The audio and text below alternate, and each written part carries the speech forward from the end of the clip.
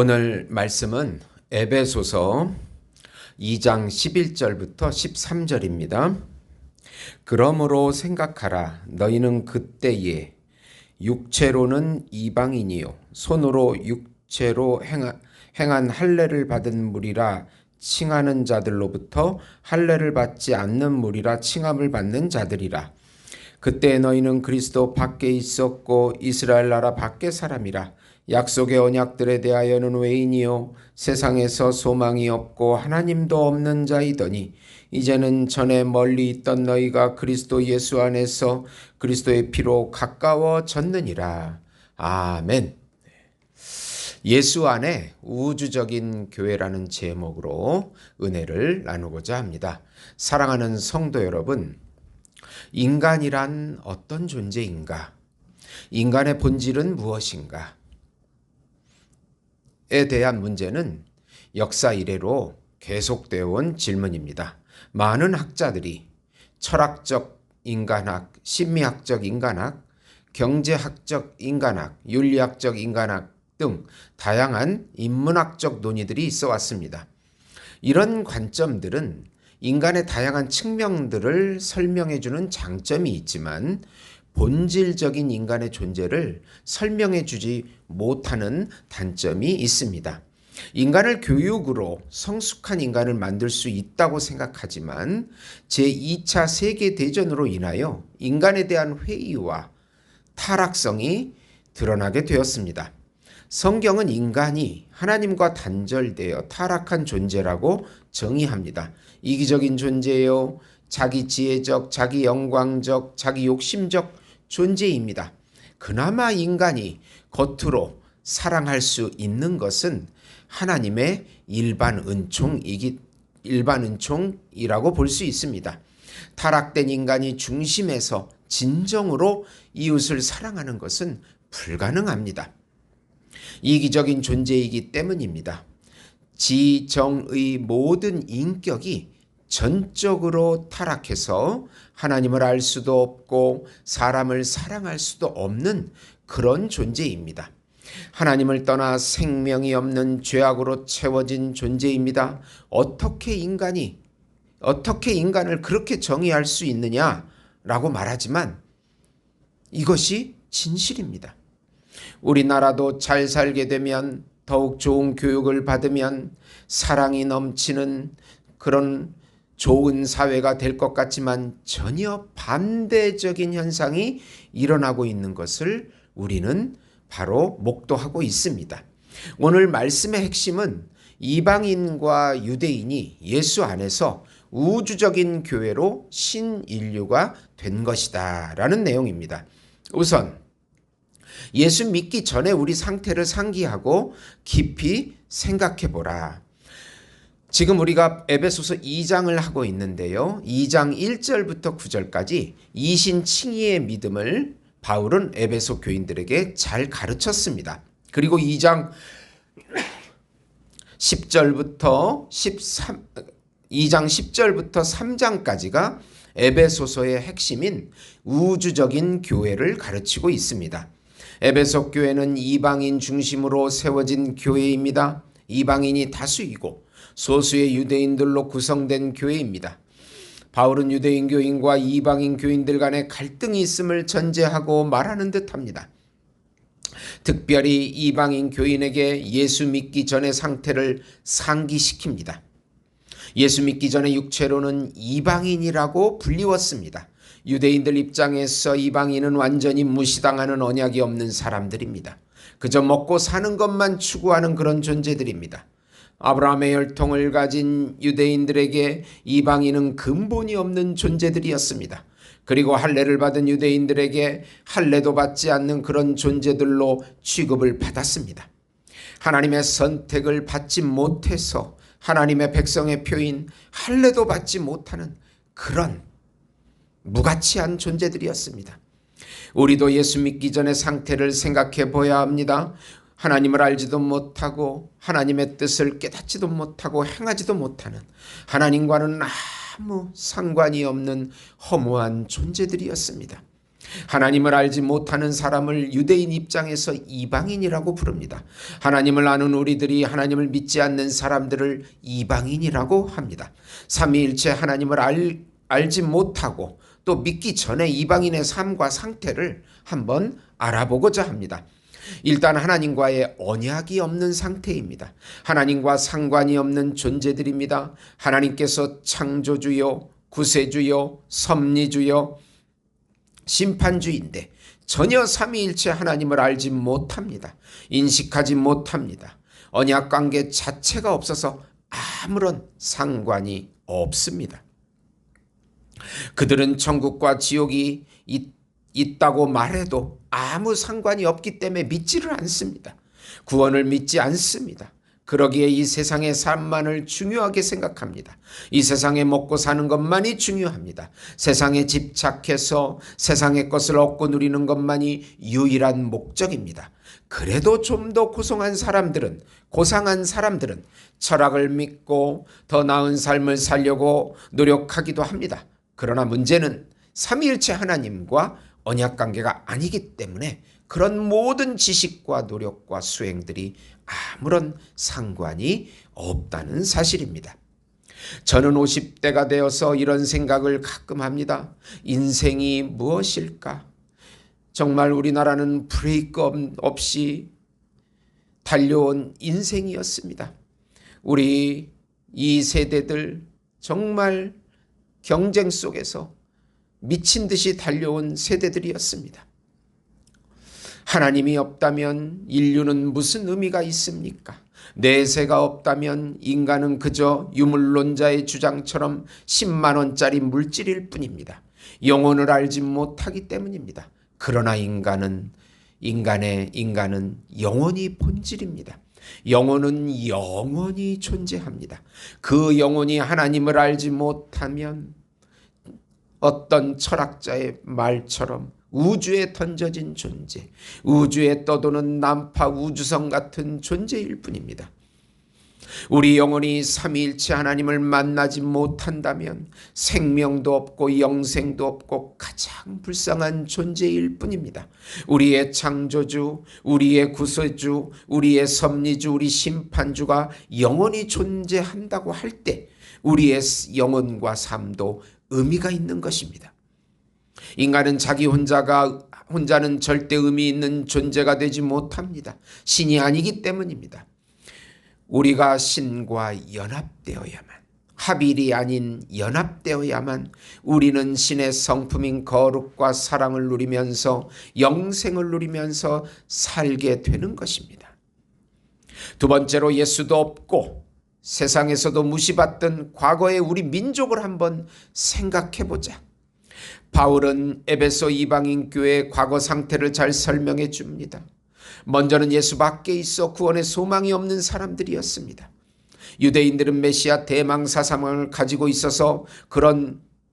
있었지만은 이방인들은 그런 소망조차도 없었습니다. 이스라엘 사람들에게 속하지 못한 이방인들이었습니다. 구약의 약속의 언약들에 대해서는 전혀 알지도 못하는 이방인들이었습니다. 더하여 세상에서도 전혀 소망이 없는 자들이었고 하나님을 전혀 모르는 그런 사람들이었습니다. 우리 민족도 보면 유불선과 우상을 섬기는 5,000년 동안 섬겨온 가난한 민족일 뿐이었습니다. 하나님도 없고 세상에서도 강대국 사이에서 당하는 가엾은 민족이었습니다. 우리 민족이 어떻게 지금처럼 강한 민족이 되었는지 생각해야 합니다. 남북이 대치 상황 속에서도 이런 강인한 민족이 된 것을 무슨 이유일까 생각해 보아야 합니다. 우리 민족은 5,000년의 역사를 가지고 있습니다.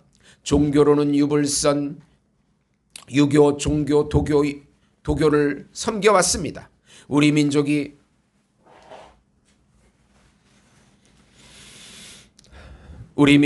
번성한 시절이 있었습니까? 주변 국가에 시달리면서 고난과 아픔과 한의 민족으로 5,000년을 살아왔습니다. 가난한 민족으로 살아왔습니다. 저는 70년대 한국을 살아온 세대로 가난이 얼마나 힘들다는 것을 경험한 사람입니다. 그 당시와 지금을 비교하면 하늘과 땅 차이입니다. 150년 전에 이 땅에 들어온 기독교는 삼위일체 하나님을 믿는 진리입니다. 하나님을 알게 되고 나서 우리 민족은 변화되기 시작했고 강해지기 시작했습니다. 진리는 힘이 있고 강합니다. 그 이유는 진리이기 때문입니다. 비진리는 비진리이기에 허무하고 가짜 인생을 만들 뿐입니다. 하나님이 함께하는 민족이 되자 오히려 주변 나라를 돕는 나라가 되었습니다. 하나님께서 한국의 위상을 높여주시면서 복음을 잘 전하는 길을 열어주셨습니다. 하나님이 존재하시고 우리 인간과 함께 하신다는 종교는 기독교뿐입니다. 하나님이 함께 하시는 진리의 힘은 우리 인생을 진리대로 살게 하고 의미 있는 인생이 되게 하고 하나님의 뜻을 성취하게 하는 것입니다. 지금의 한국은 한국의 한강의 기적이라고 불리워 강대국이 되었습니다. 남북의 대치 상황 속에서도 놀라운 경제 발전을 이루었습니다. 그리고 경제 대국으로 한국의 위상이 아주 높아졌습니다. 그리고 한류 문화가 전 세계로 퍼져가고 한국은 전 세계 사람들이 오고 싶은 나라가 되었습니다. 왜 이렇게 150년 만에 이런 강한 나라, 부강한 나라가 되었는지요? 바로 하나님을 섬겼기 때문입니다. 하나님을 사랑하고 예수님을 구세주로 믿으며 성령 하나님께 순종하는 민족이 되어서 축복을 받은 것입니다. 수많은 자동차, 풍부한 음식들, 다양한 문화들, 스포츠, 학문의 발전 등 한국은 놀라운 성장을 이룩한 것입니다. 이것이 하나님의 은혜가 아니면 도저히 불가능한 것입니다. 그런데 지금은 점차로 하나님을 떠난 물질을 쫓아가고 하나님께 예배하지 않습니다. 하나님보다 보이는 세상을 더 추구하고 있습니다. 이렇게 된다면 영적으로 우상을 숭배하고 하나님의 심판이 다가온다는 사실을 기억해야 합니다.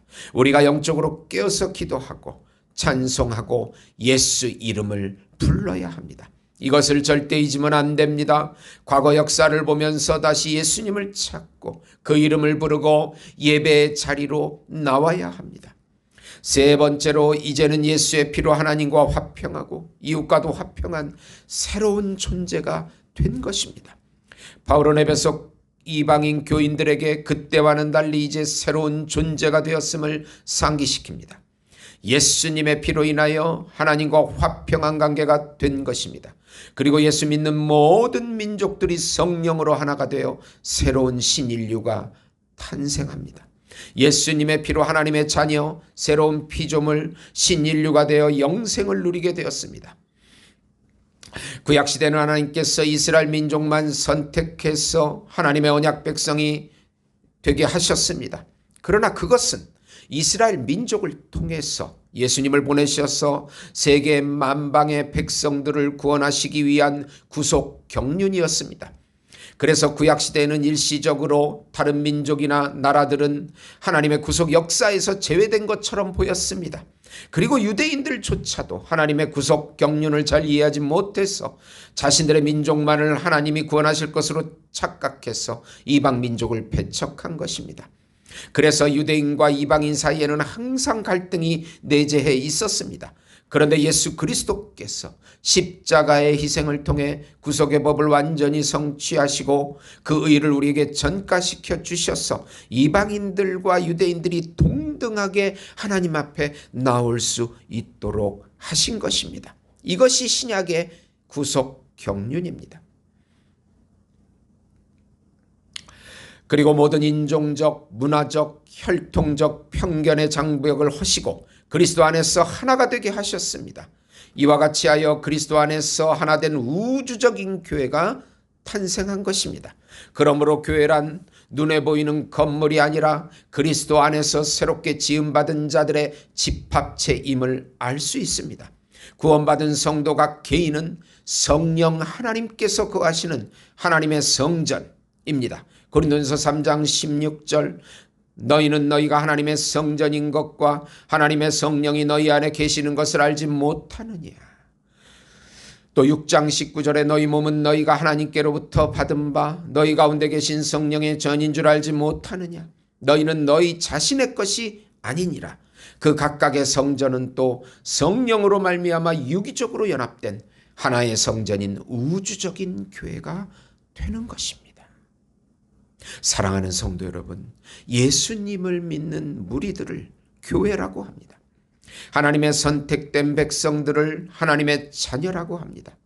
예수님의 피로 모든 인종 간의 장벽과 편견이 무너지고 이제 한 인류, 신인류가 되어 하나님의 나라의 백성이 된 것입니다. 이것을 바울이 큰 비밀이라고 합니다. 골로새서 1장 26절에 이 비밀은 만세와 만대로부터 감추어졌던 것인데 이제는 그의 성도들에게 나타났고, 에베소서 3장 9절에 영원부터 만물을 창조하신 하나님 속에 감추어졌던 비밀의 경륜이 어떠한 것을 드러나게 하려 하심이라고 선포합니다. 그리고 천사들에게도 놀라운 일이라고 전하고 있습니다. 에베소서 1장 10절에 하늘에 있는 것이나 땅에 있는 것이나 다 그리스도 안에서 통일되게 하려 하심이라.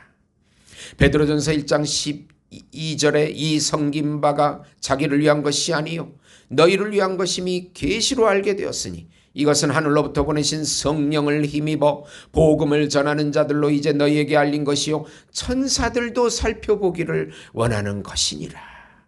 놀라운 우주적 교회의 탄생, 이방인과 유대인이 동등하게 하나님의 나라와 자녀와 백성이 되는 놀라운 우주적인 교회, 이것이 지금 우리 교회의 정체성인 것입니다.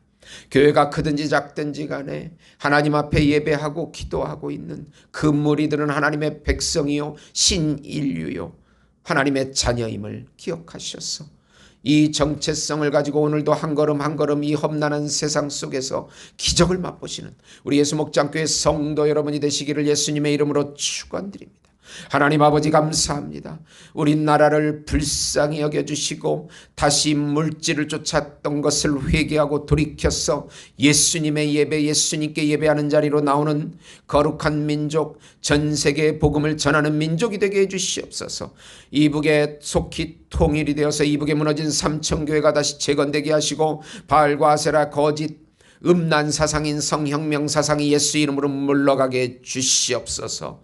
그리고 하나님 우상, 도교 우상 장래 문화가 타파되고 기독교 장래 문화가 정립될 수 있도록 인도해 주시옵소서. 우리를 불쌍히 여겨주시고 우리 성도를 불쌍히 여겨 주시옵소서. 예수님의 이름으로 기도드립니다. 아멘.